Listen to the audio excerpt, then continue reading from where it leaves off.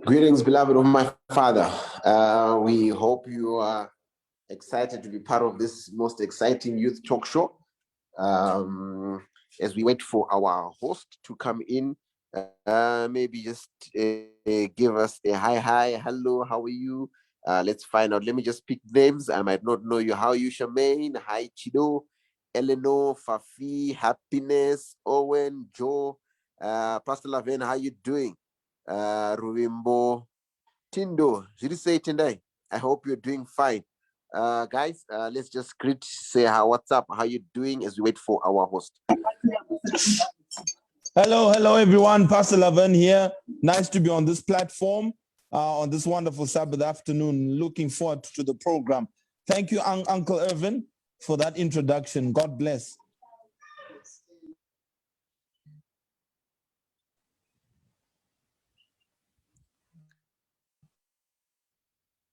Well, let me quickly check who is here. Charmaine Tina. Well, I don't know who Charmaine Tina is. Charmaine, how you doing? Let me just hear your voice. If you don't mind, you can also give us your video and we'll see who is Charmaine. Tell us where you're coming from and what's exciting.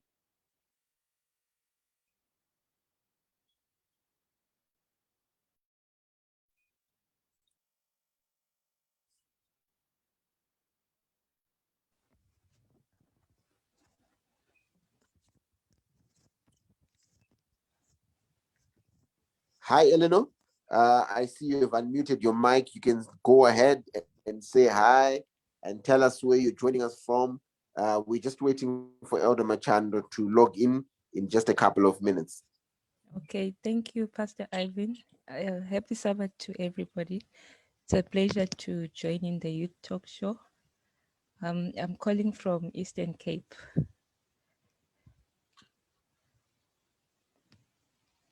Oh, that's quite exciting. Eastern Cape. Okay, that's fine. You know, wise people always come from the East, whether it's Eastern Cape, Eastern Zimbabwe, whatever it is. But yeah, the truth is wise people come from the East. Well, you are welcome to this show. Something with the cardinal point. Then everyone must be located with the East. No, I'm just saying. I'm just saying. No, that's all right. That's all right. I like your sense of humor. I like your sense of humor. Who is this Brian Senior? Because I know Brian Jr. So let's find out. Brian Senior, how you doing? Hi, Uncle Ivan. How are you doing? Hi, everyone. Hey, man. I'm great. How you doing? Not too bad. Not too bad. Where are you calling us from? I'm calling from Ireland, Dublin. Did you just say Dublin? Yeah, Dubs, yeah. Dublin, yeah. Ireland. Oh, okay.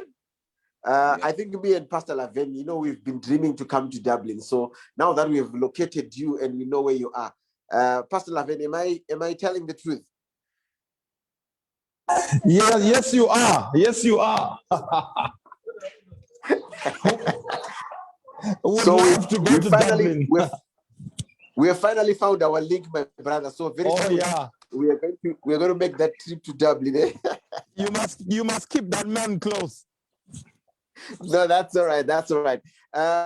Thank you, guys. I think Elder Machando has just joined us in. We were just trying to get to know who you are. Come on, Elder Machando. I think if you are ready to marshal us. Oh, by the way, your name is Marshall. Elder Marshall, if you are ready to marshal us into the discussion, over to you, my big elder. Thank you very much. Good afternoon, everyone. I hope we are all in good health. Today, allow me to introduce our panelists. We have got Pastor Laven Moyo. Pastor Laven Moyo, could you please greet our guests?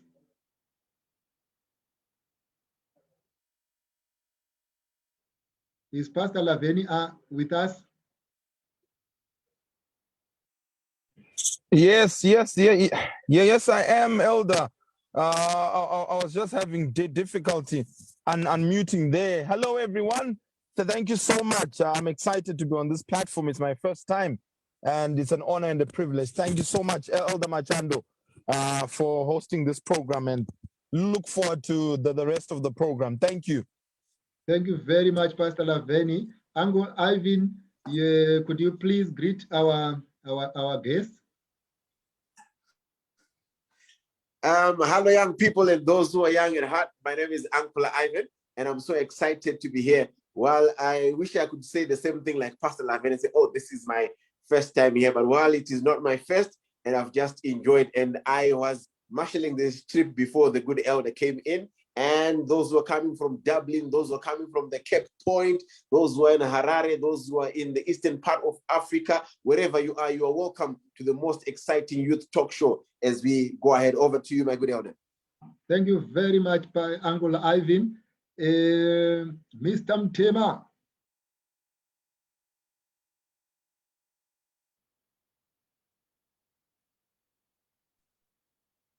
Hi, guys. Thanks for being here. We hope we will learn. We have so many things to learn and unlearn. Thank you so much for being here. May God bless you all. Thank you very much. Without wasting time, Mrs. Machand is going to be joining us soon. She will be here with me very soon, and you will see her when she comes. Basically, ladies and gentlemen who are here, today is a gentleman's meeting, and the ladies will participate if there is need to. What we need to discuss is the fantasies that people have as they get into marriage, the fantasies and the realities of marriage. And like we said yesterday, at times it's so good to fantasize, at times it's so good to dream, but by the end of the day, if your dreams, if action is not put behind the dreams, nothing is going to come out of it. So we want someone to discuss some of the issues that normally happen, some of the issues, dreams that we normally have as young people, some of the things that we believe will happen when we get married. We want to see whether the reality is that in store for us, or our dreams are going to be nightmares. Basically, like we do every day, this is how we are going to hold our meeting. We are going to have a discussion between now and 15:30. At 15:30, we are going to open the platform for questions. So by the end of the day, everyone with a question who wants to talk to us, you will be given the opportunity to do so. But on the same note, our chat will be open so much so that any question that will be raised on chat, if we can do justice to it before we open up for the question time, we'll do justice to it. If we do not do justice to it, do not worry, we are going to attend to it as soon as possible. Now we get into the issue. Let's talk. Uncle Ivan, Elder Mutema, and Pastor Laveni, I'm passing this on to you. What is the difference between fantasy and a dream? Is it good to fantasize? Is it good to dream big? Is it bad for someone to get into marriage whilst we are having this fantasy in your mind? Is it bad? Isn't it healthy for a relationship? I would want a response from either of you in a nutshell. I'll start with Elder Mtema.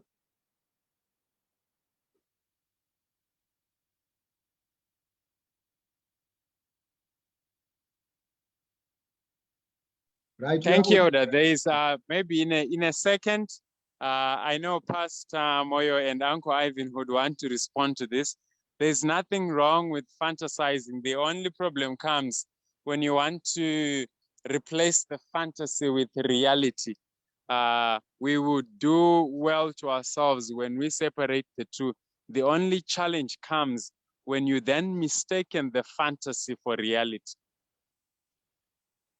Thank you very much. What Elder Munya is saying, it is not bad to dream, it is not bad to fantasize, but you must always remember, after you have dreamt, you should wake up to work so that your dreams come true. Dreaming on its own is not a sin, but not putting the dreams to reality is something else. Uncle Ivan, what do you have to say? You know, it's exciting. I remember even when I was in primary school, I learned at a school here in Zimbabwe, in a place called Kambuzuma. It's called Kurai. I mean, every time we had a very interesting dream. I mean, it was so exciting to gather your friends together and tell them, hey, guys, I had a dream. Of course, not the Martin Luther type of I have a dream, but I mean, you know, just expressing to your friends that you actually had a dream. And sometimes, young as I was, I would actually dream flying an aeroplane. That time it was a chopper. I remember the story very well, the one I'm particularly referring to. But every time you wake up, you realize that, hey, I'm not in a chopper. I'm actually in real life. But I am responsible for making sure that one day I get into that chopper. So dreaming is not bad. Actually, dreaming is an opportunity for us to realize our potential. But the problem is when we actually stay in the dream and never wake up to work hard so that we make the dream become a reality. The difference between a dream and a fantasy, some people say a fantasy is something that you think of when you're actually awake, and a dream is something that you have when you are sleeping. But a fantasy is like when you are in class and your teacher is teaching you geography, but you are busy in another land with something, with someone thinking high of what you could do. But like Elder Mtema rightfully said, and I think Elder and my good pastor Laven would also concur, there is nothing wrong in dreaming and sometimes fantasizing. The only problem is when we deceive ourselves that we are now living the dream, when we are still actually in the same place that we are. We need to wake up and then start working to make the dream come real. Over to you, Maud. Thank you very much. Please take note of what has been said. There is the difference between a dream and fantasy is basically a dream is had whilst you see you have objectives in mind, you are thinking big and you are thinking of things that are attainable. But at times the person who lives in a world of fantasy, even if when things are going left, he wants to believe things are going right and he can follow the tide and get nowhere. So by the end of the day, when we are talking of fantasy and say it is a health at times, we are talking of the positive side of it. Pastor Laveni. Thank you, Elder Chachando. I totally concur with the former speakers, and I also want to say that look, fantasies and dreams are good, but I also think that we need to come to a point where we face the reality of the existence of a fantasy. You could end up living a fantasy, and you become totally detached from reality. And at that point, a fantasy becomes suicidal and a very big risk to any endeavor you may want to engage in. Thank you very much. And mind you, what we are saying is fantasizing must never be an emergence button from reality. Basically, what we need is we need to follow reality. We need to be true on what is happening around us so much so that we can attain our values and our goals. Thank you very much. Now, let's go into the matter. Now, we want Elder Munya. Can you tell me, is it bad to dream having a nice house, driving a nice car, my wife also driving, and making sure everyone else is provided for? And when someone behaves in like manner, would we say that person is fantasizing or is dreaming big?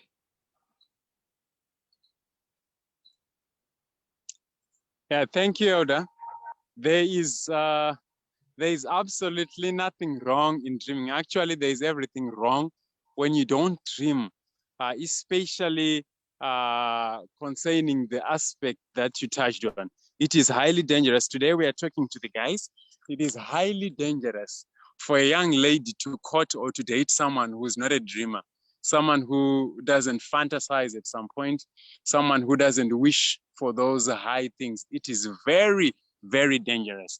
Our role model, who is Jesus, was also a dreamer here, and he would try a lot of things. That's why he achieved a lot of things. So allow me to respond by saying it is actually bad not to dream. The only challenge that we have, especially concerning the aspects that you asked specifically, your question was, is it bad to dream having a nice house, a nice car for your future wife and so forth? The only challenge comes when you stop the next step. The only challenge comes when you continue dreaming and you never wake up to start waking. And unfortunately, that's what happens to most of the guys in the Christendom, to most of the guys who are very good Christians. Most guys, they continue dreaming and they never wake up here. They continue praying for a nice house. They continue praying for a nice car. They continue praying for a very good life. But unfortunately, few then start working towards that. So many people have fantasies of a good marriage. Many people, they dream of having a very beautiful wedding, hiring a Hummer, hiring a Pajero. They dream of a very nice honeymoon. They see themselves renting a nice apartment in town, and later on moving to Bordeaux, Brook, and so forth. You know, there's nothing wrong with those dreams, but most of our young men, it all ends up there.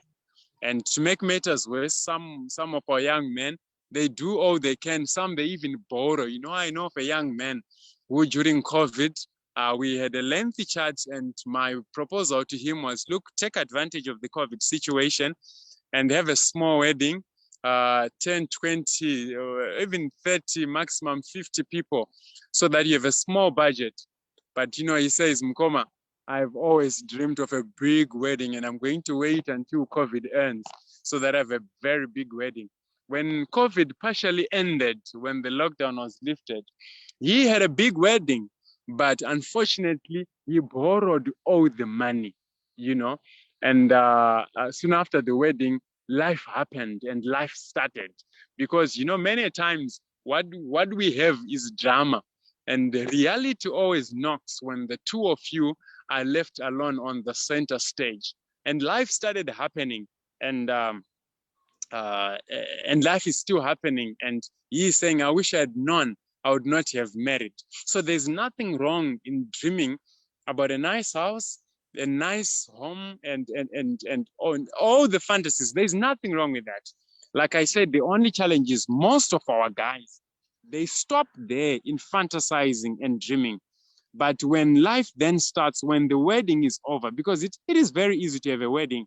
You can approach one or two guys. This one gives you beans, the other one gives you chickens, the other one gives you a nice suit, the other one gives you a venue. But you know, when the wedding is over, you can't continue borrowing money. The wife gets pregnant. You can't borrow money for the maternity bills. You have a baby, you can't continue borrowing money for the diapers. There's food that needs to be taken care of. There are rentals that needs to be taken care of. You know, reality knocks, and most of our young men, they seem not to realize that. They seem not to realize that there are responsibilities that are there. And I want to say to my young brothers, especially those that are on this platform, that there is more to life than the wedding that we dream for. There is more to life than the honeymoon that we all wish for. There are responsibilities that as men you have to take care of. I always tell my daughters at church and those that I associate with that when a guy comes to you, you need to ask him what's his plan after the wedding. Don't waste your time talking about the wedding, but start asking the guy what's his plan after the wedding, because the Bible tells us in the book of Proverbs that a wise man leaves inheritance for his children's children. He doesn't leave inheritance for his wife. He doesn't leave inheritance for his children. The Bible says a wise man leaves inheritance for his children's children. And unfortunately, most young men that we have today, they have nothing to show up, you know. Fine, they have done a nice wedding, but the afterlife, the responsibilities of the wedding. I have a friend of mine who today, they are battling with the wife. The wife is saying, before I get pregnant, I need a car. I can't be pregnant doing public transport. I can't be pregnant doing all the mshika-shikas and so forth. And I told my friend that she's not being materialistic, she's being realistic. Because this is what she needs, and this is a fair demand. So most young men, they don't realize the demands that are there, the responsibilities that are there. Nothing wrong with dreaming, nothing wrong with fantasizing. But as men, we need to step up. We need to realize before we get married, we need to realize that a man has to be a provider. A man has to provide the things that he dreams for. There's so much working hard that needs to take place before one gets married. When I'm still a youth, there are things that I still need to put in place so that when I then get married, the responsibilities that are there, they have to be met. But unfortunately, Most of us, we get super excited. We save up just for the wedding, but soon after the wedding, when life starts, many of us are not prepared.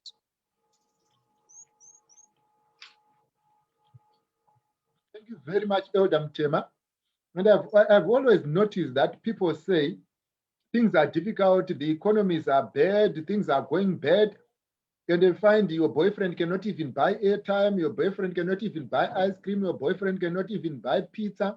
And by the end of the day, everyone believes that tomorrow, he who cannot buy airtime today can buy airtime tomorrow. I'm not saying people who can't buy airtime today cannot buy airtime tomorrow. But by the end of the day, what I'm getting from Elder Mtema is, if you can't do it today, if you don't plan today, if you can't invest today, if you can't make money today, there's no way you can make money tomorrow. And by the end of the day, it must be our aim, it must be our objective to make sure we do not die as our parents did and leave your children problems rather than investments. So basically, the first mistake that people make is they believe things are going to change when they get married. Nothing is going to change when you get married. Nothing is going to change when you have a wife. Nothing is going to change when you want diapers. The way you are living today, the way you are struggling today, the struggle must be much bigger than what you think today. I don't know.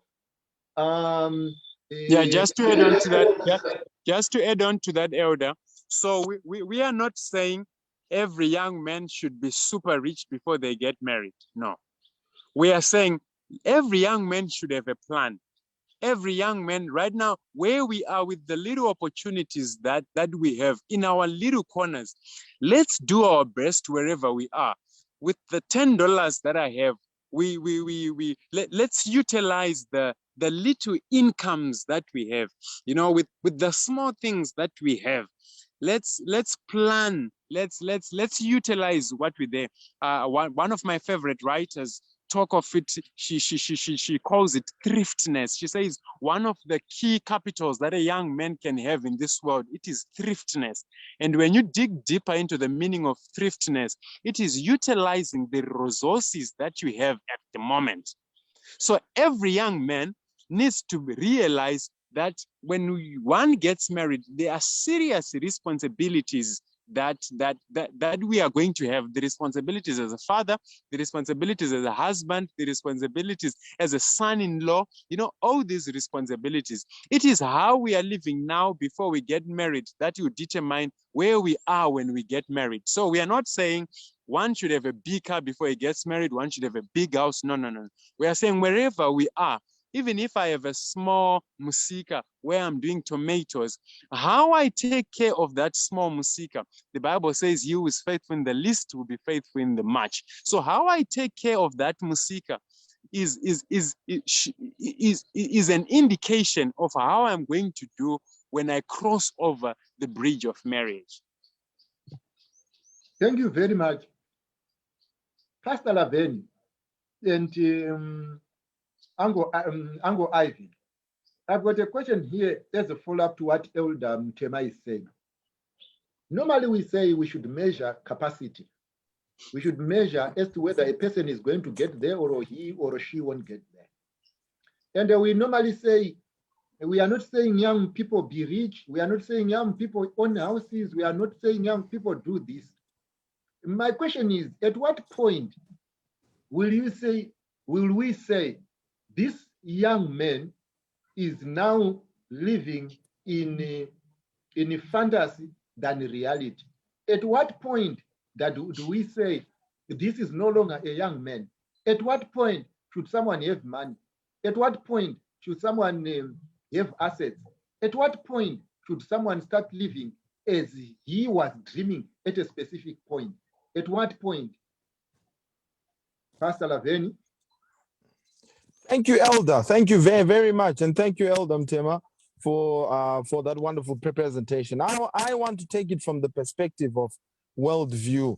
I'm sure those who've heard this word have an understanding of what it means, that your worldview, basically your worldview is defined as the spectacles through which you perceive reality, or the spectacle through which you see things. It's the glass through which you see things.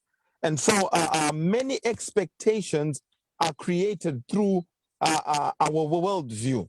And your worldview can be formulated by your religious background. It can be formulated by your own experience. Your worldview can be formulated by by the family context from which you came. And so in terms of our topic, many of our young men get into marriage with a worldview that is totally different from their spouse. And I want us to understand and appreciate that our worldview undergirds many of the things which are going to be spoken of here. It influences your perception on investment. It influences your perception on money. It influences your perception on religion. It influences your perception on sexual intimacy in marriage. And so what we need to appreciate in the little experience that Mrs. Moy and I have had in terms of premarital counseling, this is the very first topic that we deal with. And we unpack and unravel the different worldviews. And often in the church, and I must say that as the church, we are so focused on the spiritual aspect. You must marry someone who's an Adventist. You must marry someone who is a vegetarian. You must marry someone who dresses in a particular way. And yet we do not deal with the real issue. Many of our young people are building unrealistic expectations based on unrealistic things, which when they get into the reality, there's a disconnect. I like one writer. His name is Philip Yancey. He writes a book called Disappointment with God. And he says disappointment takes place when the expectation and the reality are not in sync. So for example, you go into marriage and you have this preconceived idea on how a wife is supposed to behave, but you don't realize that when your spouse is coming into the marriage, they have a worldview they are coming from. I'll give you one example. I'll use my own experience. You see, I grew up in a home where my father would wake me up at 4 a.m. to go into the garden. My wife, on the other hand, grew up in the home of a writer. So my wife's father was a writer. So what he would do is that he would come late from work, and he would start writing his books from around 12 midnight up to around 4 or 5 a.m. So what would happen in their home? They would be told to sleep until around 10. Why? Because the mother did not want them to disturb their father. So you see the difference in worldviews. I came with the worldview which says, no, in order for you to be productive, you have to wake up early. She came with the worldview which says, no. Her father is being productive, so we must sleep in late. So imagine the point of conflict now. When I wake up at 4 and my wife is fast asleep. So we need to appreciate that sometimes as young people, as young men, we superimpose our preset worldviews onto our spouses, and we fail to accept and we fail to appreciate that they have a different worldview. So one of the greatest points of conflict is superimposing your value system on a person who is different from you. And you know, I like what Elder Tetema was speaking about. I just want to give my 2 cents on that. And I know Elder Machando also posed the same question. When we look at this concept from a biblical point of view, God gave Adam an occupation before he gave him a wife. That's the first thing we must appreciate. I believe strongly that a man that cannot manage his own affairs will not be able to manage a family. If you can't clean up after yourself, if you can't put your things in order, if you can't exercise the basic principle of living within your means. If you cannot do those things, then I can assure you, you will have difficulty managing a household. So you'll discover that many people, when they get into marriage, they are children who need to be taken care of. So we become a burden to our spouses. Why? Because our spouses are leaving their father's house, leaving their mother's house to be married to a child who's coming in, but who is, who is honored by being called a husband. I strongly believe that any individual, any young man who cannot manage his affairs cannot manage a household. I see you, the elder Machando. Let me close with this statement. No, don't close. I'm listening to you. I'm okay. It's all right. Okay. Don't worry. We have all the time here. Wonderful. I want to suggest to all the young men here who are watching on this platform, I would suggest, besides the literature we have in the church, I want you to go and look for a book called The Richest Man in Babylon. That book, it emancipated me the day I read it. It speaks of financial literacy, financial freedom, because unfortunately, as young people, as young men, we have left the concept of providing for our families. We've left the concept of managing our affairs. And then we say, no, because God said, my wife must be an helpmeet for me. Our women and our wives are now taking the mantle of being the breadwinners, being the providers. A spouse or a wife is coming to help in an occupation which is already there.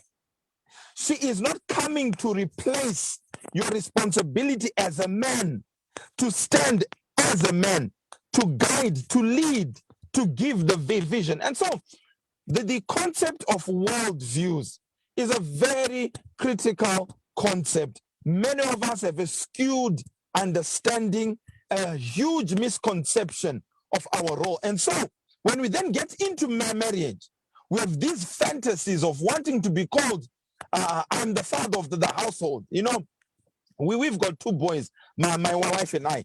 And not too long ago, we realized that we are creating and rearing up a big problem. I think Elder Mama Chando once highlighted it when he was speaking in one of his, in one of his programs. So I won't dwell much on it. But the mother, while training the girl child, where is the boy child?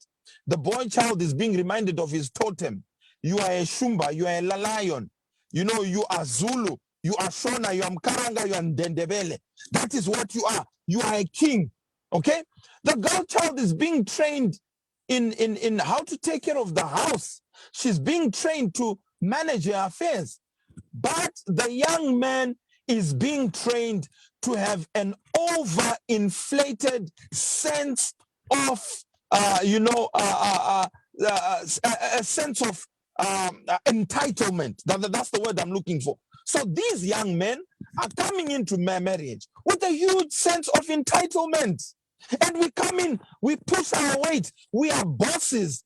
And at the end of the day, you discover that these households of these young men and these young women, it is the wife who becomes the head. And yet, your God-ordained responsibility is to head. I'll close with this as I give Pastor Gwagwatringa. Productivity is an important element as an individual.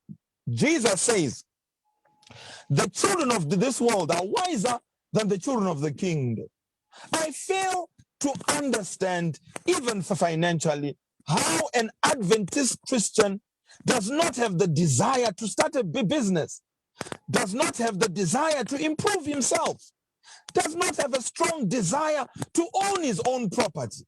Instead, we are living in this bubble where we think that things are just supposed to come to us because we know the spirit of prophecy, because we're Adventist, because we wear suits, because we're handsome.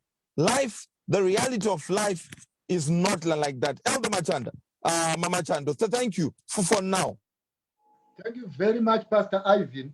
if I heard Pastor Laven, if I heard Pastor Moyo correctly, gentlemen, ladies are being trained to run the house, not to run a dream. Therefore, when you continue dreaming without building the house, there is a point at which we say you are no longer dreaming, but you are fantasizing. That's number one. Number two, there are times when we should dream of issues, but there are times when we should wake up to make those things happen. And the unfortunate thing is, many people have got very good dreams, but they will never become reality. And when that happens, that's fantasizing. And unfortunately, from what I hear these guys say, you cannot bring someone into that life of yours until you put order into it first. If you do not put order into that, then there is a problem. Before I come to Uncle Ivan, OC, what do you have to say? Good afternoon, everyone.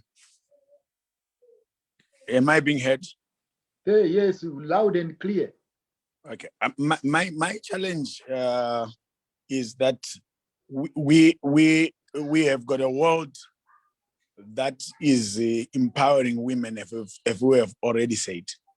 We've got young men who think that marriage is all about laughing and joking and things like that. And we have got young men who are disconnected at 3 levels from reality.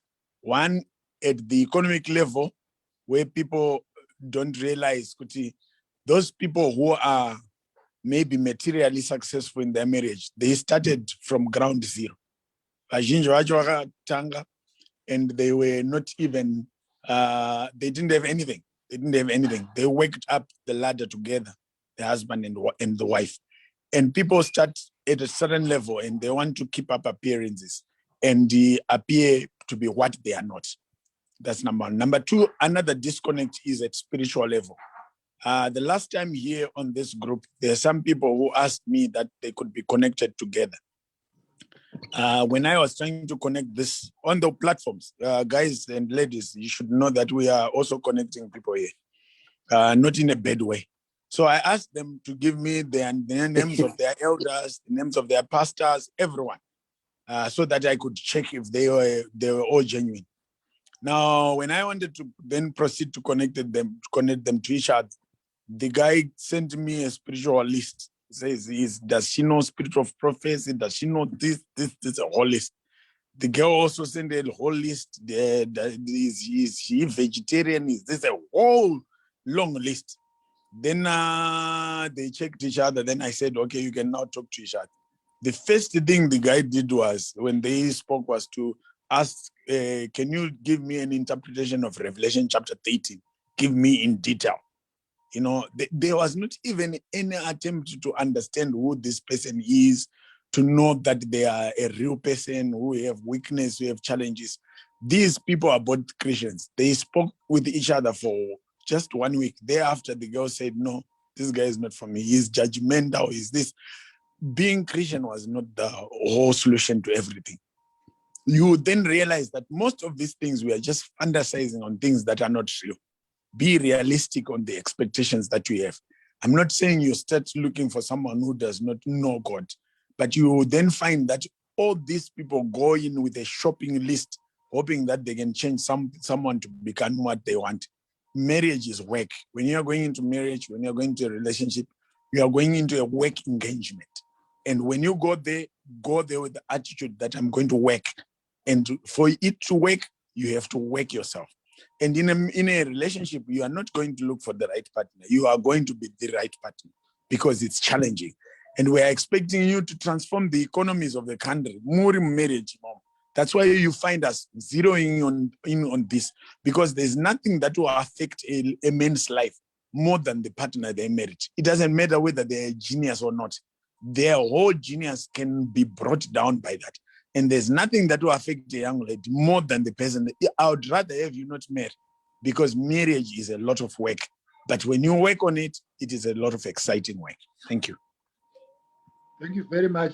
Basically, what I'm getting from here, if you can't work for the marriage, if you can't work for your stomach, how can you work for the marriage to work? If laziness is your motto and fantasizing is the game that you play hard, basically what is going to happen is everyone else who joins you must always live in the world of fantasy. And unfortunately, you're fantasy, and it does not work like that. So what we need, what we are talking about here is, we are not saying the poor will vanish from the earth. We are not saying we are all going to make a lot of money, but we are saying make enough. If you can't make enough for you to sustain a family, you would rather not marry fantasizing, but get into reality, see how things happen. Thank you very much. Uncle Ivan.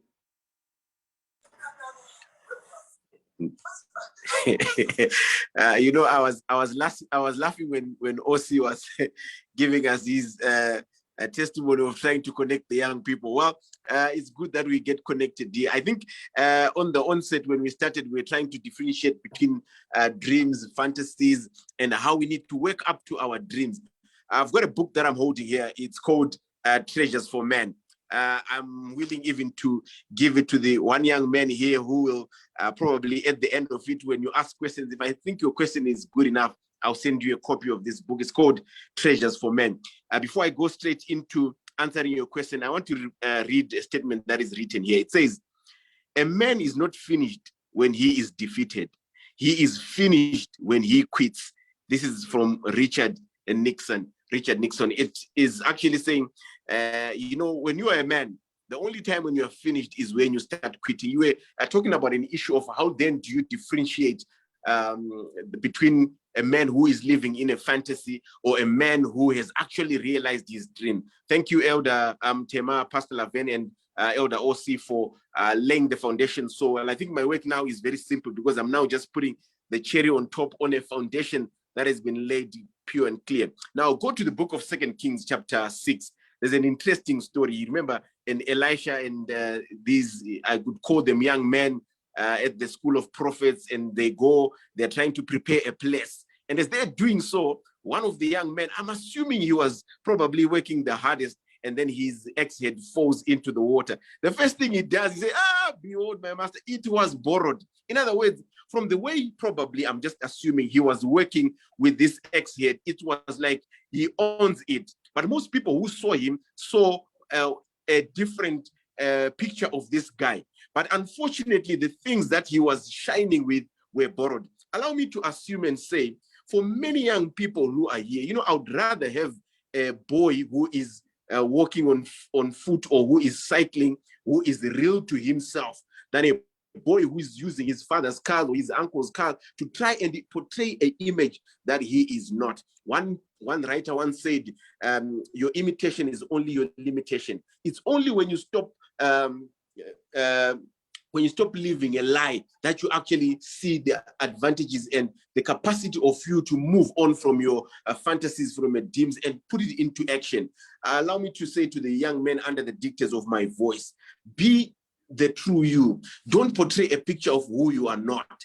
Don't live a borrowed life, because a borrowed life, one of these days it shall come to pass when people realize that all along, but this is not the real person that we're seeing. So from you to move from your fantasies and your dreams to go into a space of reality, you must stop living a borrowed life. Even if you have to go to church, look good in the clothes that you own. Don't borrow ties, don't borrow the brown shoes, the red ties and the blue jacket, so that you look good on Sabbath or the day that you go to church, so that people might see a picture of who you are not. Your imitation is only your limitation. So I want to encourage and charge the young men who are here. Be real to yourself. Don't even imitate to be who you are not. Just a quick story as I go to probably the other thing that I want to mention is I grew up in a place called Kambuzuma. I think I mentioned here in Zimbabwe, Harare. There was a madman. And this guy, his problem was, how come people never believe me? Anything I say, people don't believe me. So you know what he decided to do one day? He went into a shop. There was a shop called Spamnawa right there at the Civic Center in Kambuzuma. He bought a packet of Christo sweets.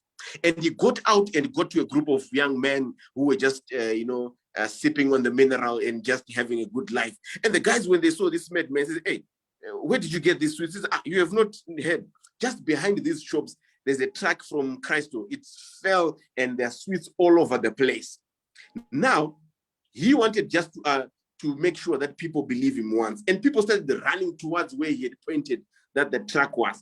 You know what he did? He followed the people, hoping and wishing that he would also find a truck of sweets. What I'm saying is sometimes you might live a lie to an extent that you end up believing your own lie. Wake up and live the life you ought to do. Now, before I come back to you, my good elder, there's this notion, I heard it when we were once at the youth camp. I think it was in Masvingo 2 years ago. We were in a class discussion. One of the young men raised his hand and he said, you know what, Pastor, I want to get married so that I can run away from the temptations that I face. His worldview, Pastor Laveno was telling him that the only way he can forgo or he can defeat the temptations in his life is to get married. Let me tell you, he was lying to himself. In fact, he was moving from a smaller temptation to a bigger temptation. I don't know which worldview that young men think that the moment that they get married, these temptations will stop coming. Actually, the moment you get married, temptations might come even in the hugest of moments that you even wonder, hey, why did I get married? In other words, don't get married hoping and thinking that the moment I get married, I'll do away with my temptation. You are not marrying Jesus who will redeem you from your sins. You are marrying yet another imperfect human being. So in other words, what we are saying is, don't ever think that going into marriage, you are running away from problems. In other words, each level of life, I think it was Elder Osi was talking about the different levels. Even when we talk of fantasies and dreams, they come in the form of spiritual, social, cognitive, and these are some of the social fantasies that we have to say, I can live a life right now of the things that I want. When I get married, I'll forgo it. I think Elder Mtema put a very good foundation on it. It says, kanone kamsika kako right now. It is an indication of what it will become even when you get married. So don't think if you play around, if you flirt, if you do so many things right away, if you live a TikTok life now, when you get into marriage, it will just automatically change. You need to start preparing for what becomes your reality then, even when you live it now. Therefore, I want to charge the young men under the dictates of my voice today. Start practicing what you ought to see in your marriage. I think it was Barack Obama who said, be the change that you expect to see. Don't think that when you move into marriage, all the things that you were doing in your dating life will just disappear automatically. No, marriage, you work for it. I think Elder Osi mentioned it. You need to work so hard for you to be able to realize the things that you want to do in your marriage. And remember, a man is not finished when he is defeated. A man is finished when he quits. One author, I think it was, I'm not so sure, but I'm thinking strongly that it was Mahatma Gandhi who said the grave is probably the richest place, because you've got young men and men who had so many dreams, but were never able to wake up to realize those dreams. You need to wake up. You wake up the giant in you to make the dreams that you have and even the fantasy, to make them a reality by working hard towards what you expect in your life. Over to you, my good elder. Thank you very much. You see, I was going through the chat and Tinashe says, a man who views the world at 50, the same way he did at 20, he has wasted 30 years of his life. And this is one of the problems that we have. Normally, we don't want to stick to the truth because it hurts. This is the reason why he who is 20 is saying, I have a dream. And at 25, he has a dream. At 35, he has a dream. At 40, it's still a dream. At 45, it's still a dream. At what point do we wake up to reality? At what point do we tell our young people that is, you are now living in the world of fantasy? Because if we do not, we are not honest with each other, we are either going to postpone marriage, believing that our fantasies will come to an end, when in real life we are doing nothing to make sure that reality materializes. And postponing death might be a way of showing that you are fantasizing rather than acting upon issues of life. And I've noticed young people now are marrying even at 40. Some are marrying at 50. I'm not saying people should marry at 30. And the reason why they are marrying so late, it is because they say we are preparing. But when you realize how long does it take to prepare? At what point do we say our young people should be running the world? At what point do we say our young people should be running organizations? At what point do we say our young people should be materially secure? At what point do we say our young people should be ready to marry and to provide for the family? Let's cut this one clear. Let us be honest. At what point do we say, young men, at this point, you must be somewhere? Mr. Mtema, what do you have to say? Thank you, Elder. Yeah, we might not have a definite timeline to say at 21, at 25, or at 30. But what's critical is the preparation that is taking place, including these Zoom meetings. These Zoom meetings are critical. They are preparing our young men to reach that stage where young men can say, I am ready. You know, most of us are not yet ready because these fantasies are still there. I want to thank Uncle, the angle that he just touched, but I also wanted to touch, I'll give an example of the spiritual life. You know, many a times we fantasize that the moment I get married, I'll become a house priest and automatically my spiritual life is just going to change and we'll be so close to God and so forth. And most of us young men, they are living that fantasy. And when reality knocks, many people are shocked. Many people are disappointed when they then get in marriage and what they are seeing, the realities and what they were expecting is not so. So I wanted to say, pertaining the spiritual life, there are fantasies that we have that when I get into marriage, things are going to be so well. And simply because I married an Adventist. Elder Mtema, before you, I want you to hold on to that. And I want to be direct here. Remember, there is the world of the young lady here, and there is the world of the male child here. And by the end of the day, these worlds are merging. And we are telling this young man to continuously postpone the happiness of the young woman once he is walking out of his fantasies, which might take forever. How come we do not have a limit to say, at 40, you are no longer a boy. At 30, you are no longer a boy.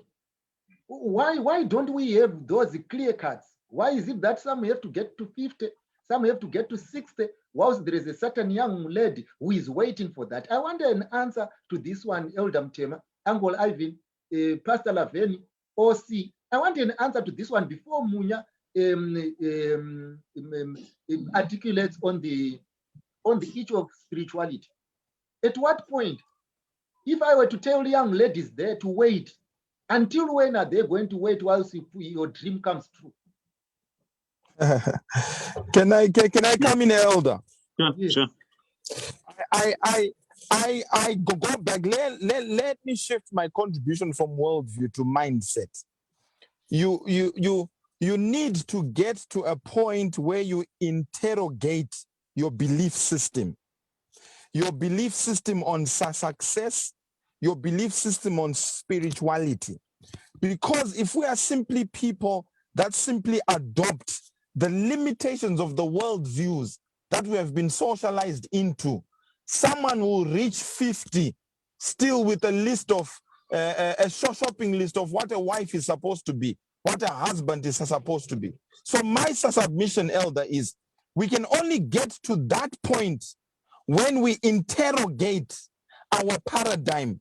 In other words, Pastor Moyo is saying, if we don't have a radical shift in our understanding of what marriage is, in our understanding of what the Bible says, then we'll always be stuck in a place where people are getting to 40 years old. I, for one, I'm hitting 40. and I've been married for 11 years. But I'm grossly dissatisfied with some of the things I took in my worldview, which are correct, you know, which I took as correct. For example, in the worldview I grew up in a pastor's home, okay? There was no deliberate intentionality to teach me on the importance of creating wealth, on the importance of productivity. The productivity was taught in action, but not as a principle. But if you take the child of an Indian, from the time that they are young, they are already imbibed into enterprise. So Elder Machando, my answer to your question is, we need to get our young people to a point where they interrogate their belief system and question themselves and say, are we in the right course? If the answer to that question is no, then people like yourself and myself and the church need to offer a viable alternative that leads to productive people that contribute productively, not only on this earth, but even for the kingdom to come. Thank you very much. You see, the reason why we are talking about this thing is because we do not want people to be comfortable in their comfort zones when they are not moving. And the people who grow old, they will, sorry?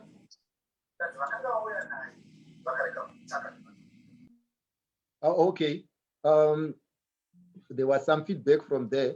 Basically, what we are trying to interrogate here, what we are trying to get to is like what Pastor Laveni is saying.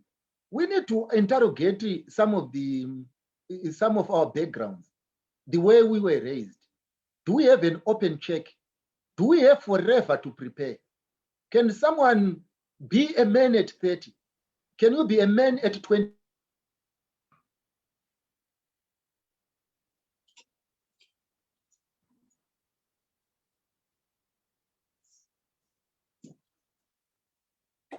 Elder, we have lost you. All right. Maybe whilst you're waiting for the good elder, is he back on? Elder, are you back? Hello. Yes. Can you hear me? Yes. Yes. Oh, thank you. We need to say at what point you get what I mean? Because the way we were raised, the way Pastor Lavin was raised, the way Munya was raised, the way Uncle Ivan was raised, we were just raised to be spiritually correct. We were never raised to be entrepreneurs. We were never raised to make money. We did not know at what point to have assets. All of a sudden you realize when you are 40, the other guys who are at 30, they have properties. The other guys who are at 30, they own flats. Why? Because they were in the good environment. Why we continuously tell each other in the ghetto that our time will come when other people's time has already come with the same opportunities that we have. We want to know at what point do we tell our young people that your dreams have become fantasies. You are no longer dreaming. You are not seizing on opportunities. What have you to say? Yes, thank you for giving me the opportunity. I'll be a little bit radical on this one. I'm not the radical one. You know, I think my worldview is a children's ministry's worldview, and we are not taught to be radical. But for once, Pastor Lavin, allow me to be a little bit radical. Well, because for those maybe, let me just give a brief profile. I'm actually a youth director in the East Zimbabwe Conference in the Adventist Church, and I want to appreciate that we do have quite a number of people who might not be Adventist here. But can I give you just a quick background? In the Adventist Church, where I am a pastor and I'm actually working as a youth director, the youth ministry is divided into two. We've got what are called ambassadors, who range from the age between 15 right about to about 21. Then we've got what are called young adults who are being prepared. In this case, are young men who are being prepared to become men. It runs from 25 to the maximum of 35. After 35, no one expects you to be in the same young adults, because they now expect you to be in another worldview, mind thinking, which is called men's ministries, because we're talking to men here. I'm not talking to the girls, because remember, we're talking about dreams and fantasies to the men. So I'll be a little bit radical here.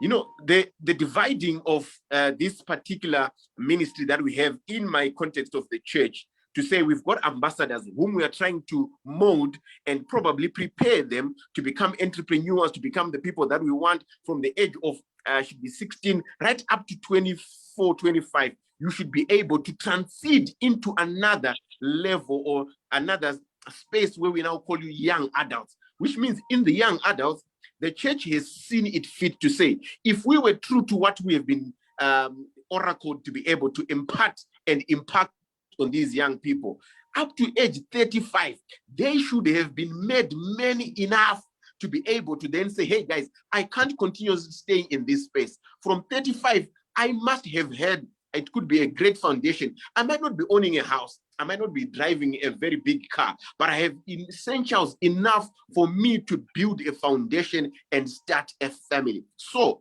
using that background and looking at what people were seeing and thinking upon the lives of young men and young women, especially to the men under the dictates of my voice, it is therefore then that at the age of 35, at most, you might have put building blocks and stepping stones that ushers you from becoming a young adult gentleman into becoming a man who is then running his own affairs. So the 10 years that the church, in my context or in whatever context you are, I actually checked with Salvation Army, I checked with Methodist, I checked with the Roman Catholic, I've not checked with the Pentecostal churches, but I realized that most of their youth ministries, which we call where young people are actually trained and actually put the base of them becoming men, because the context of our discussion today is young people, most of them actually have up to the age of 35. In other words, it seems to me that many spiritual leaders, even if you go into the world, when you go and join whatever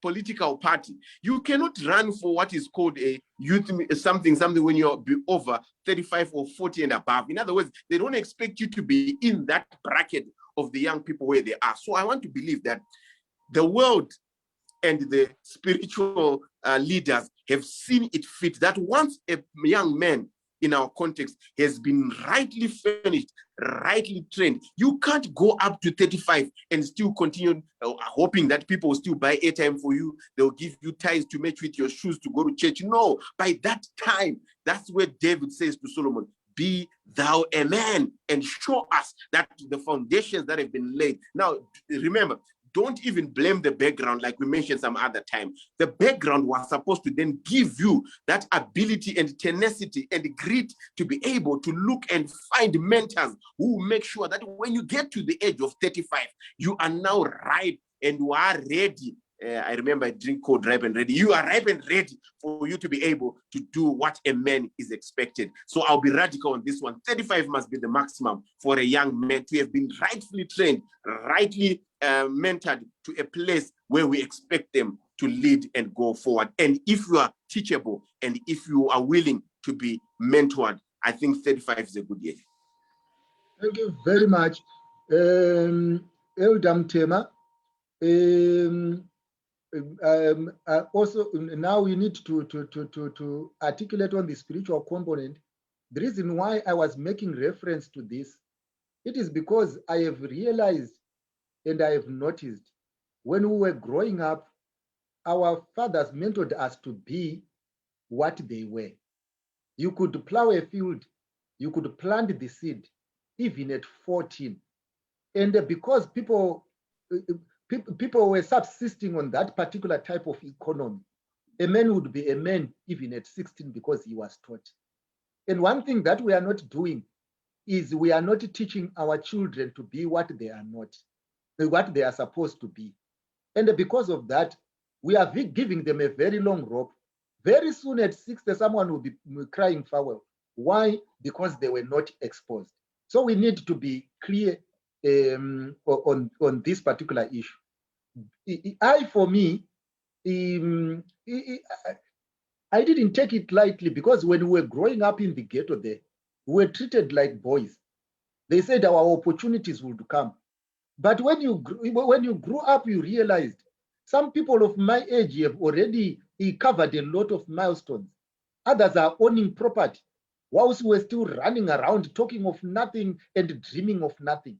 I think we should raise the standard high so that this fantasy disappears from the dashboard of the young people. Elder Mtema? Yeah, I also wanted to respond to that, Elder, to say, thanks, Uncle, for being radical, to say 35. Allow me to be extreme. Thank you, you were radical, but I'll be extreme. 35 is even far, Elder. The moment one considers having a girlfriend, by that time, that person should be well trained to be a man. So if you are going to think of having a girlfriend at 21, by that time already you should be a man, because having a girlfriend is a sign that you are a man. You know, you have a girlfriend because you now want to marry, and you marry when you have done all the preparations, financially, spiritually, socially, all aspects of life, having a skill and so forth. So I wanted to say, to me, I think we need to raise the standard high to say when one now is now asking out someone, when one now wants to settle, by that time, that person should already have set his things in place. He might not have millions, but he should have set his things in place. He might not have a car, he might not have a house, but he should already have a skill, something that he can do with his own hands. He might not have a business that is running and so forth, but already he should have put things in place. You know, academically, someone already should have chosen a line that already he wants to move. So I wanted to say, not even far at 35. I wanted to say, Uncle, let's raise the standard high. A young man should say, I'm 16, I'm 18. You know, I always give this example to the young men at, especially at my local church, to say, by 18, every young man should be able to drive. You know, not because you have a car, not because your parents have cars, not because where you stay there's a garage, but this is a must that every young man should. This is a typical basic skill that every man should have. Not because you're coming from a well-up background, but this is, you know, back then, I know, fine, I'm not from the 70s and the 60s, but there were basic skills that every man should have. Things like kufudza, things like hunting, you know, these were basic skills. Nowadays, we don't have that. We don't have kufudza and hunting and all. But I think we need to change our mindset. There are basic skills that we now need, things like driving. I mean, every young man should just have those things. So at a tender age, by tender, I mean you're 16, you're 18, you're 20, you're 21s, because our young men are asking out our sisters at a very tender age. And I think we need to change our mindset to say, for us to avoid the fantasies that people are having, we need our men to brace up. We need our young men to be men way before they start getting in relationships. You know, it is the right of every young woman to say, I mean, you're asking me out, what do you have to offer? What is a skill that you have? You know, someone should not just bring a master's or an undergrad degree on the table. Someone needs to ask the man to say, let's assume the paper will not be there. How are you going to take care of me? How are you going to take care of the children? You know, and those things should be there. And I'll continue highlighting this. The grand things might not be there, but at least there should be well-defined plans that are there.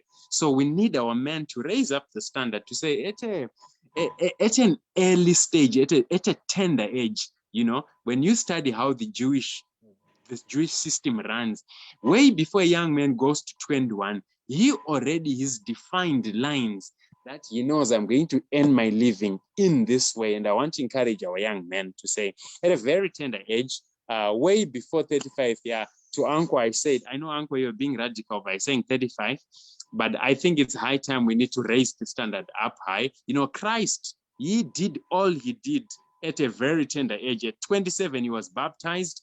30 to 33, he was dead. So way before he got to 35, Christ had done his mission, done and dusted, and he had said, I have fought a good fight. Now I just want to encourage our men to say, let's raise the standard high.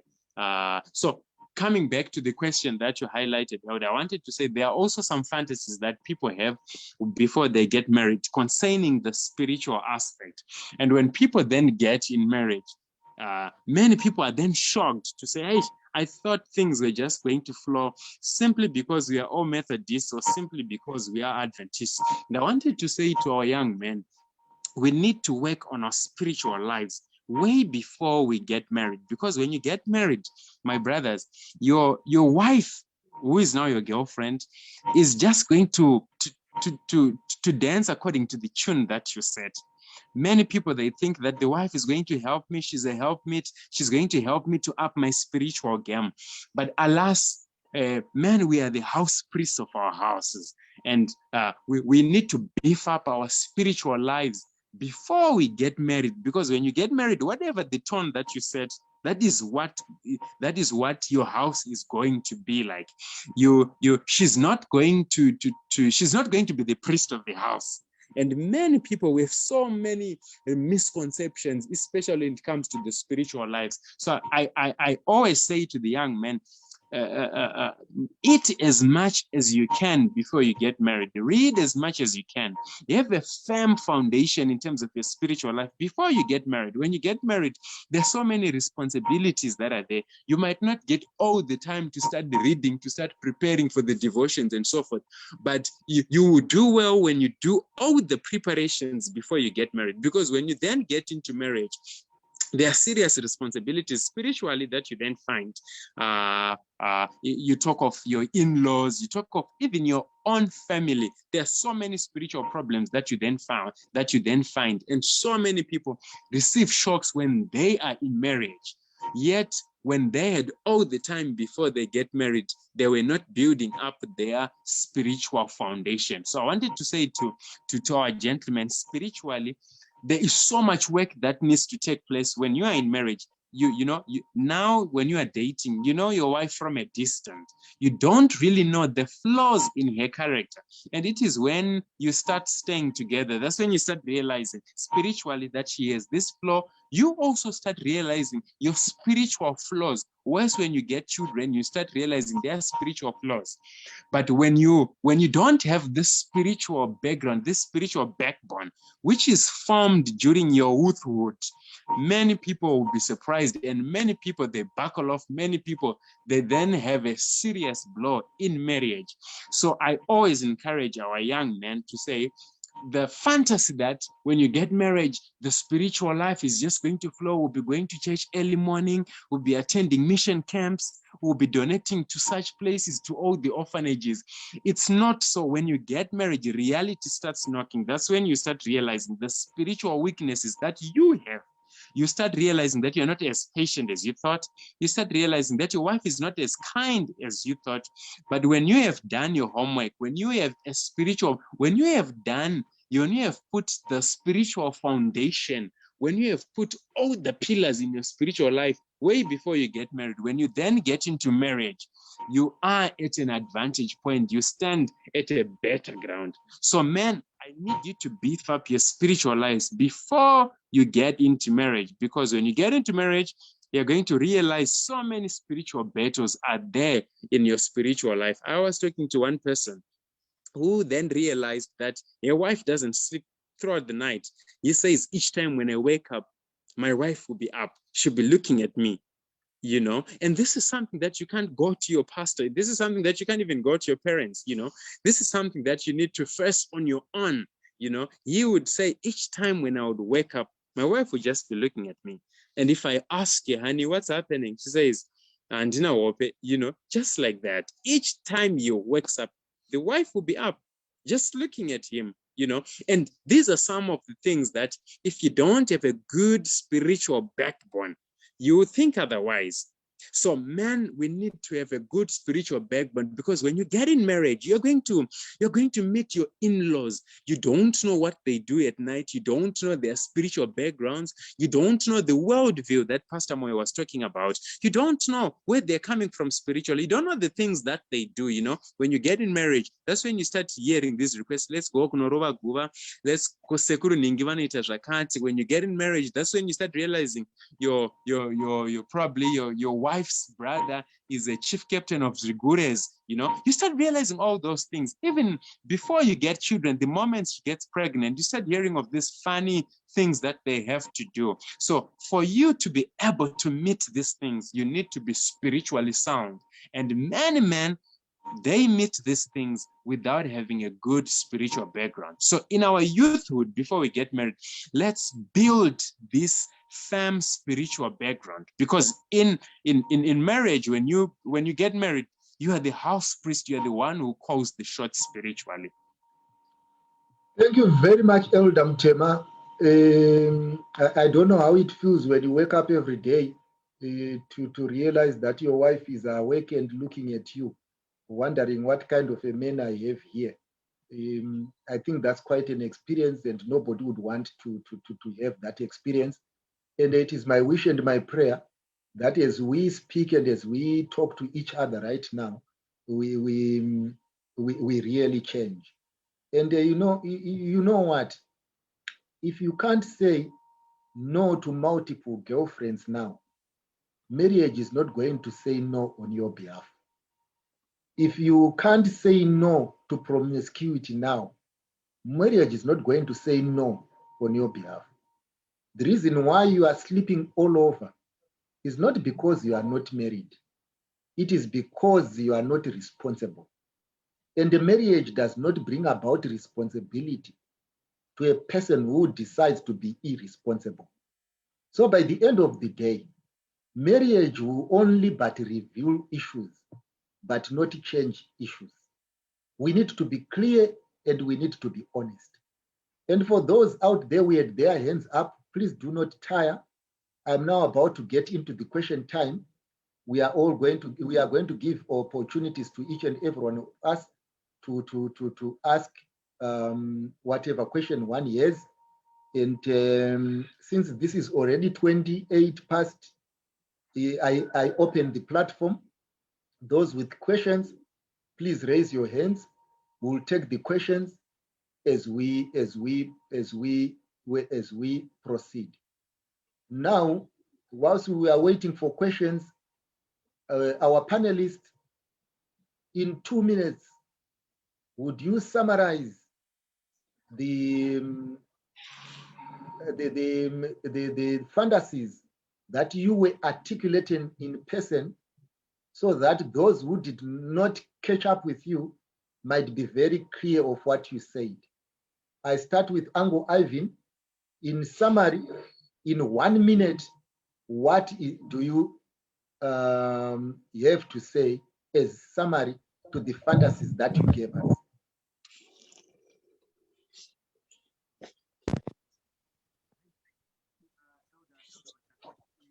Yeah, on mute. We can't hear you. Oh. All right, let me add my volume. Can you hear me now? Yes, we can hear you. Yes, we can. All right, thank you. Let me just say to the young men who are here, I think it's very important for you to know that dreams are not seen in themselves. You need to dream big. You need to have these humongous, sometimes you even have to dream so much that it challenges you to become a better person than who you extol yourself to become. But the only problem will come if you don't wake up to work so hard to make those dreams a reality. Wow. I also want to make you know that sometimes don't ever see marriage as a solution to the problems you're encountering now. You need to start working for what you intend to see as the reality of what your dreams become. In other words, if you are promiscuous now, don't think that marriage will help you to become a better man. If you are not working hard now and you're waiting for people to put food on your table, don't think when you get married, things will change.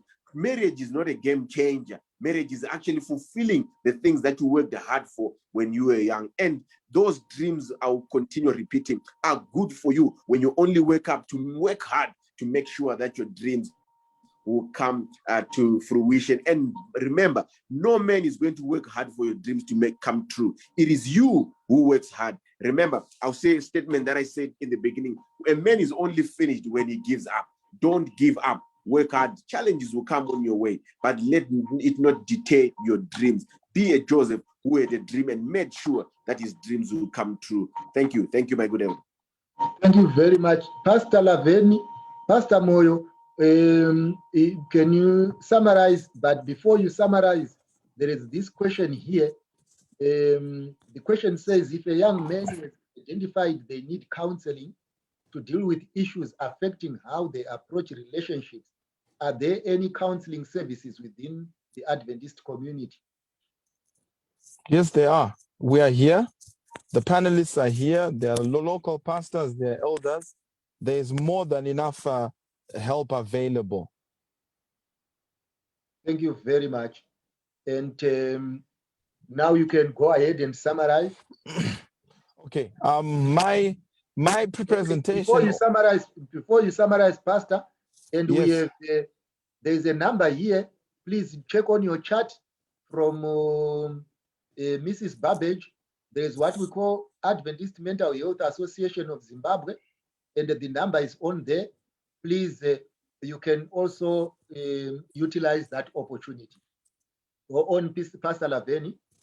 All right, thank you. Mine was on worldviews and the fantasy that what I believe and how I perceive reality as I walk into marriage is how my spouse is going to perceive reality. And that unfortunately has led to points of conflict. But until we interrogate, until we come to a point where we question our value system and align it to scripture, can we come to a point where we have realistic expectations. And I also want to suggest that how you view things is not how your spouse is going to view things. So as you get into marriage, you will need to accept your spouse for who they are. You will need to understand where they are coming from and work towards a common goal. It is very important to build and to influence our worldview based on scripture. And the Bible is very, very clear. Not only is the Bible a spiritual book, but it is also a practical book that gives us practical pointers on how best to achieve success in our lives. And so with that, I want to say, let's understand the way we perceive reality. Let's understand our worldview and not build expectations which are unrealistic. Thank you, Elder Machando. Thank you very much. Allow me to add and say, you see, if your wife wants to learn how poverty tests, let it not be in your training school. You need to be above it. If she has to learn about that, let it be somewhere else. And the reason why we have this platform, we are giving you opportunities that we never had. We are giving you time to open up your minds, to see the future as it is. So much so that when things go out of hand, you are solely responsible for what you did not do right. Mind you, you can only but blame your parents for a little while, but very soon you will be the parent. So by the end of the day, if we give you a raw deal, please make sure you are preparing yourself so that you do not give your child a raw deal. Elder Mtema, whilst you are on that, could you also relate to a question where this young man is saying, if that mentorship was not available until 21, what should the young man do? Thank you, Elder. Allow me to first respond to the question before I summarize.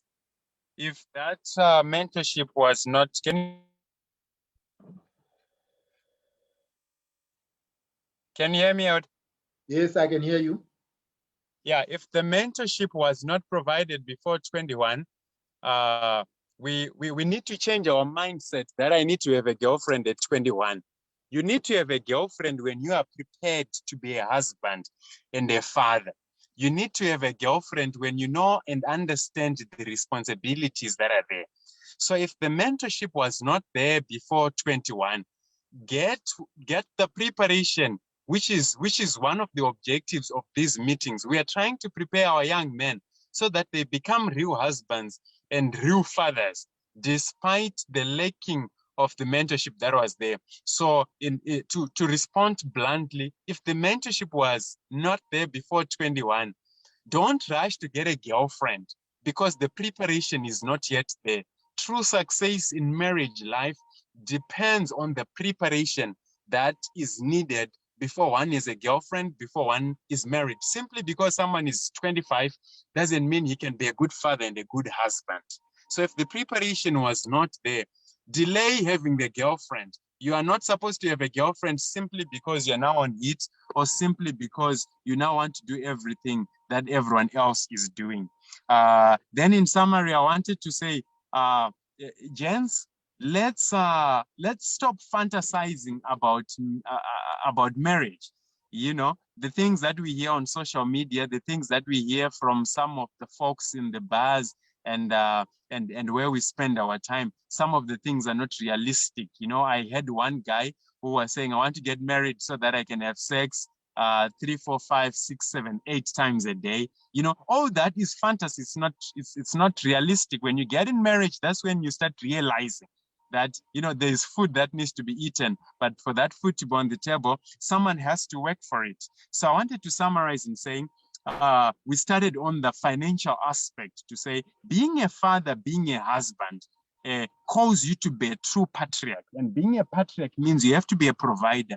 You have to be a security provider. You have to be a shelter provider in the family. And all these responsibilities, our young men, they need to know before they even ask out someone. They need to know what it means when you now have a girlfriend. Later on, they need to know what it means when they have gotten married. And we also touched on the spiritual aspect to say, you know, marriage is spiritual. Marriage is spiritual. And for us to be able to tackle most of the problems that are there, in as much as we need the communication skills and all other skills, in as much as we need all that, but a true house priest of the house has to have a big spiritual backbone. And hence we are saying, before one gets into marriage, let's have a proper training. Let's have a true mentorship financially, socially, and also spiritually. Thank you very much. Let me read the comment from Muchwandamira here, who says the girl child is now being empowered while the boy child is neglected. It is easier for the lady to get a job compared to their counterpart. Okay, allow me to comment on this one and say, it will be very unfair if we say the girl child is getting a better deal because she is being favored. Because there are ladies out there who are working for it. There are ladies out there who are being groomed by their mothers. There are ladies out there who are doing their duties at home, therefore maturing faster. And there are ladies out there who are giving it a run and they are getting the throughput. But unfortunately, we continuously take it as though the ladies are favored by nature and by the community.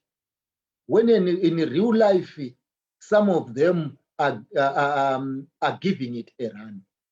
So basically, when the ladies are making it, let us not take it as though their intention is to overtake us, but let's pull up our socks and we should move, because it must be a challenge. We must feel challenged and we must be driven harder so that we provide.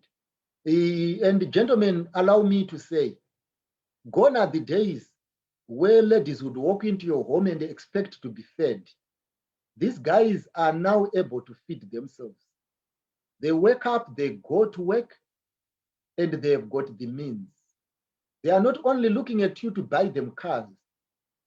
Most of them, they can even afford to buy cars. So they are not coming into our lives as parasites, but they are coming into our lives with something to offer. The problem will only come when they realize him whom they thought to be the man of the house has nothing to offer.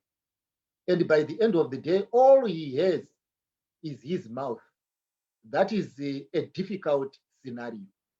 So my advice to you would be, we need to wake up, we need to give it a go, we need to run, and we need not to tire. And in conclusion, I start with the Pastor Laven. Pastor Moyo, could you give us your parting words? Thank you very much, Elder. I really want to thank everyone, and thank you, Elder, for hosting this show. A man can never achieve more than the limitations that his mind puts on him. If you put a ceiling on yourself, that this is what I can achieve, you then fall into the temptation of blaming your circumstances for your failures. We need to take responsibility for our future. We need to take responsibility for the future that we want for our children.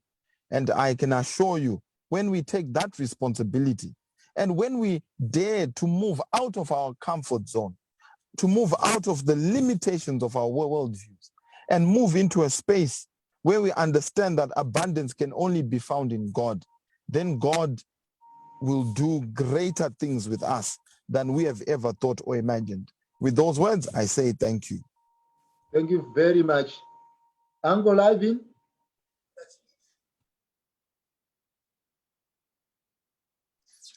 Thank you, Pastor Laven. It was quite an eye-opener for you to come on the trajectory of a worldview.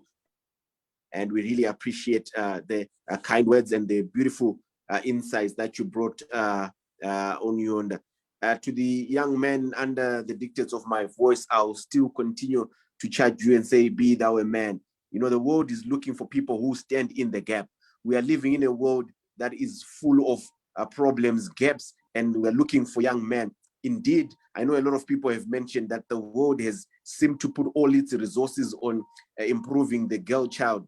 And that alone is not a defense for you to be able to say, no. I mean, the opportunity lies on you to become a provider, a protector. Do whatever it takes as a man to make sure that you stand in the gap, be the problem solver in the situations that are within your life. I would also want to say, don't wait for mentors to come to you and say, hey, Ivan, I've been watching you. I would want to mentor you. I mean, go for it. If you see people who are making it in life, go to them and talk to them and say, hey, you know, I've seen you can do A, B, C, D. I think this is what I would want to do in my life. Can you carry my hand and take me through? I would want to follow your footsteps. I'm saying, don't wait for people to say you have potential.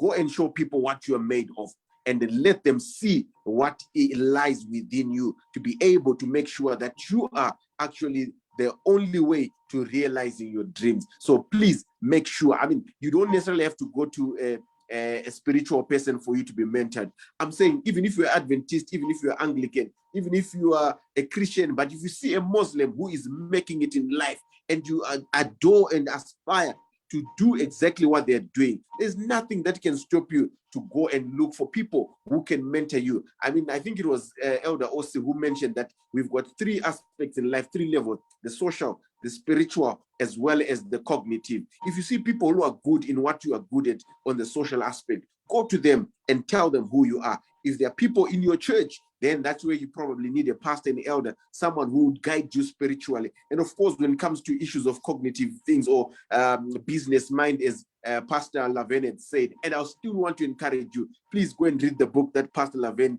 has actually given us to go and read, The Wise Men in Babylon. You glean a lot of things in life. If you don't find a physical mentor, be mentored by the writings that we can find that can grow us to become better men. Thank you once again, Elder Mtema. I love the way that you always refer to your one of the best writers that you have experienced, and may the best writer not only change your life but change our lives. And thank you, host, for giving us this beautiful discussion. God bless you. That's my words for today. Thank you very much. I like it from Shireen Taylor here. She says, very true.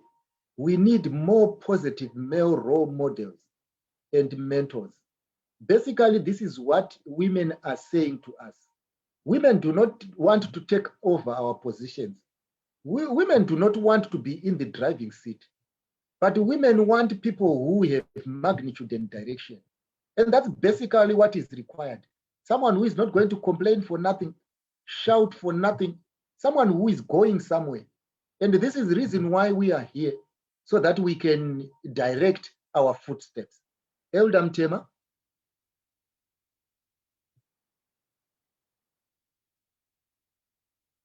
Am I seeing it right? Yeah. Yes, Elder. Thank you very much. What's your parting word? Yeah, I just wanted to encourage my brothers who are here to say, guys, we have no excuse but to excel. And despite the backgrounds that we are all coming from, it is your duty to find out the responsibilities that we have as a boyfriend. We need to know the responsibilities that are there, later on as a husband. So before one becomes a boyfriend, let us know the responsibilities that are there, instead of then crying to say, Vaskana Anodajin. Before one becomes a husband, let us find out the responsibilities and make sure we are well equipped and well prepared for a job that is well prepared for, is already half done. So when we well prepare ourselves for marriage, which will soon come, we have already half done the work.